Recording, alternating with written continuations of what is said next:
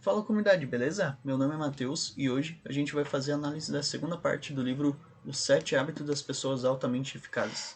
O livro ele é dividido em 3 partes, né? Tem a introdução, que a gente falou semana passada, e tem as 3 partes principais, que seria a parte da independência, no sentido de que é um indivíduo que funciona bem sozinho, e a interdependência, né? A segunda parte, que seriam vários indivíduos que funcionam bem sozinhos, só que juntos eles funcionam mais do que se estivessem sozinhos. No sentido de que 1 mais 1 é maior que 2, entendeu? Então, tipo, são duas pessoas muito boas que, se estivessem trabalhando separados, estariam indo bem. Só que se colocar as duas juntos, elas estariam indo melhor ainda. Entendeu? No sentido de que uma engrenagem sozinha pode até girar, só que ela não vai colocar o carro para frente. Várias engrenagens vão todas girar juntas e aí o carro vai para frente. Mais ou menos nesse sentido, interdependência.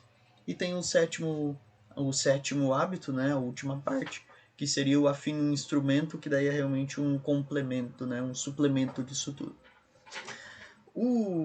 A gente vai falar agora da primeira parte do livro, né, a partir do primeiro hábito, e o primeiro hábito é seja proativo. E eu acho interessante esse conceito, é um pouco simples, na minha opinião, mas é bem interessante, no sentido de que o autor fala o seguinte: nós somos influentes sobre as coisas. A gente influencia as coisas em alguma medida, em maior ou em menor grau, mas a gente influencia as coisas ainda. Então, por exemplo, eu influencio muito o meu quarto. O meu quarto, quem decide as coisas sou eu. Só que eu não decido sobre a sala. Sobre a sala eu influencio, eu ajudo a escolher, só que não é eu quem toma a decisão propriamente dito. E mesmo que eu tomasse, eu ainda teria que considerar uh, os meus familiares e outros contextos. Então, nesse sentido, a gente tem algumas coisas, a gente tem influência direta, outras a gente tem influência indireta. Tem realmente algumas coisas que a gente não tem controle nenhum, só que são muito raras, são muito poucas. Tem muitas coisas que a gente tem tão pouca influência que poderia se dizer que é inexistente, mas ainda assim existe a influência ali, por menor que seja, né? Por exemplo, a economia. Em alguma medida eu influencio a economia. Sou só um consumidor. Eu vou mudar alguma coisa? Não vou mudar em nada. Mas ainda influencio a economia, entendeu? Mas é tão pequeno que daria para se considerar inexistente. E nesse sentido, o livro fala o seguinte, né? O autor fala o seguinte: cara, o que tu consegue controlar, puxa para perto, assuma a responsabilidade, assuma o controle dessas coisas que tu pode controlar para deixar elas da maneira com que tu considera melhor, da maneira mais eficaz, né? No sentido de que, pô, tô me coçando todo, no sentido de que, cara, tu não vai conseguir necessariamente agir sobre algumas coisas que tu precisa de muito esforço para mudar. Então, por exemplo, voltando ao exemplo da casa, se é para eu começar a mudança por algum lugar, faz mais sentido começar pelo quarto. Por quê? Porque é o que eu consigo agir diretamente, é o que eu tenho influência primeiro. Então, nesse sentido, eu puxo para perto o que eu tenho influência direta, e eu, fazendo isso, eu consigo puxar ainda mais para perto, eu consigo expandir o meu ciclo de influência, que é o nome dado no livro, para as coisas que eu não tenho tanta influência assim. Então, nesse sentido, assumindo as responsabilidades, é como se os problemas chegassem mais rápido, como se assumindo a responsabilidade viesse ainda mais responsabilidades. Só que isso, em alguma medida, é bom, porque as coisas passam a ser, em alguma medida, decisões nossas. Então, nesse sentido, a gente pode deixar da maneira com que a gente acha melhor. Em alguma medida, isso é bom. E outra parte interessante desse capítulo também é que existem as coisas que acontecem com a gente, né, em alguma medida incontroláveis. Por exemplo, a economia pode falir, né, o país pode quebrar de repente, pode ser que dê um problema econômico, pode ser que aconteça algum incêndio, pode ser que eu seja assaltado e que eu perca todo o meu dinheiro. Em alguma medida podem acontecer várias e várias coisas, não tão trágicas assim, mas, por exemplo, pode ser que o meu cliente comece a dizer que quer mais desconto e que não quer mais fechar o acordo por aquele valor, que ele quer um valor menor. Em alguma medida é um problema bem grande de se resolver, né, bem difícil de se resolver, mas entre o problema, né, aquilo que está acontecendo com a gente e a consequência disso, existe um gapzinho, existe um espaçamento que é a nossa liberdade. Que nesse sentido a gente pode agir ou a partir da consequência, ou seja, a gente fica reativo, no sentido de acontece alguma coisa, eu vou sempre tomar a mesma decisão, seja ela qual for, seja uma decisão boa, seja uma decisão ruim, só que eu posso ser reativo, de que eu sempre que meu pai grita comigo eu começo a chorar, sempre que o meu patrão grita comigo eu começo a querer sair da empresa. Então nesse sentido eu posso ser reativo a sempre que algo acontecer eu reajo de uma forma mais ou menos imatura, ou eu posso colocar a minha maturidade, o meu caráter, isso, né, coisas do livro, posso colocar a minha personalidade, o meu caráter, para a partir daí tomar uma decisão mais inteligente. E ainda assim, por mais difícil que seja tomar uma decisão inteligente em determinados casos, ainda assim essa liberdade existe. Então, por exemplo, até dado esse exemplo no livro, um exemplo relativamente pesado, mas em alguma medida verdadeiro. Viktor Frankl era um psicólogo judeu na Alemanha nazista. Então ele foi colocado em um campo de concentração.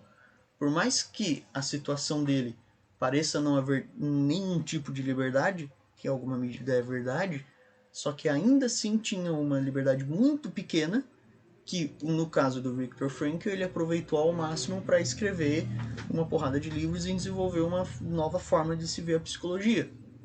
Então, por menor que seja a tua liberdade, ela ainda existe e ainda assim tu tem a possibilidade de agir não como o contexto manda, mas ainda assim com valores próprios e com as próprias rédeas, digamos assim. E a partir daí a gente vai para o segundo hábito, que o segundo hábito é comece com o objetivo em mente. Eu achei bem legal porque ele começa com o seguinte: a gente tem sempre duas criações. Antes da gente construir algo, efetivamente falando, a gente constrói em um plano abstrato, no sentido de que, por exemplo, vamos pegar a construção de uma casa, até o exemplo que é dado no livro. Antes de nós construirmos a casa efetivamente, a gente constrói uma arquitetura da casa. A gente primeiro planeja a casa para depois, a partir desse planejamento, começar a construção real.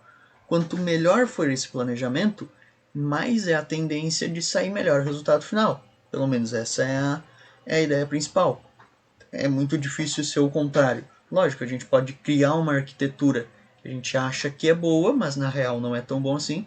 Quando sabe aquela coisa de, bah, eu acho que assim vai ficar bonito, e aí quando começa a fazer tu vê que fica meio brega ou fica meio feio. Então, pode acontecer realmente, só que em alguma medida, quanto mais bem planejado, melhor fica a construção real. E nesse sentido, a nossa vida também cai nesse princípio. No sentido de que a gente tem um planejamento pessoal, um tipo de um plano de vida, digamos assim, que a partir desse plano de vida acaba surgindo, mais ou menos inevitavelmente, a nossa construção real. Então, nesse sentido, quanto mais, quanto mais reflexão a gente fizer sobre nós mesmos, mais aquele projeto aquela nossa arquitetura vai ficar melhor, porque a gente está arquitetando nós mesmos nesse sentido. Então, é interessante que o livro comenta que, em alguma medida, a gente está colocando, descobrindo um eu mesmo, que a partir desse eu mesmo, eu consigo tomar as outras decisões no sentido de eu tenho uma vocação, eu tenho um plano de vida de fato, que ele não é exatamente criado, em alguma medida ele é descoberto, no sentido de que eu tenho esse plano de vida independentemente de eu saber que ele existe ou não, e a partir disso eu começo a tomar as minhas decisões em todos os âmbitos da vida.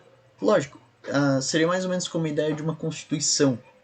A ideia da constituição é, vamos pegar a Constituição americana, por exemplo. A ideia é, são duas páginas, aqui a partir dessas duas páginas, todo o restante é criado. Todo o sistema de leis americano se baseia em duas páginas. Por quê? Porque isso seria aquela parte essencial que todo o resto, em alguma medida, tem total liberdade para ser trabalhado, desde que respeite a Constituição.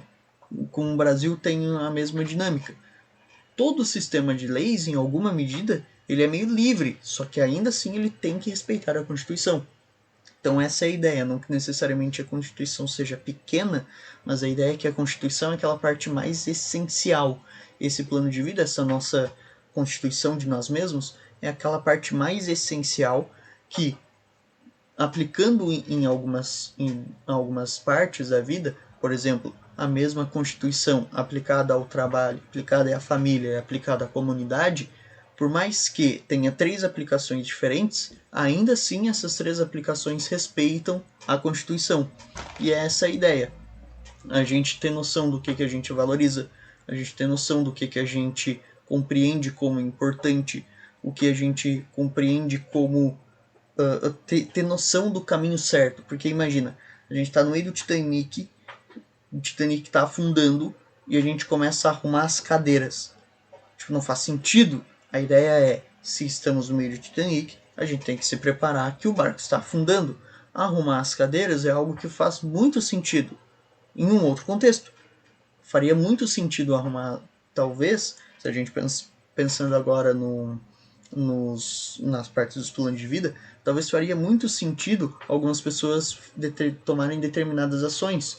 Só que por conta da constituição daquela pessoa dizer que aquela ação não é boa, não faria sentido tomar. Sentido de que um professor, por exemplo, para ele faz mais sentido demorar para terminar um problema, mas ensinar as pessoas a fazer, porque ele é um professor, do que efetivamente consertar o negócio rápido. É diferente.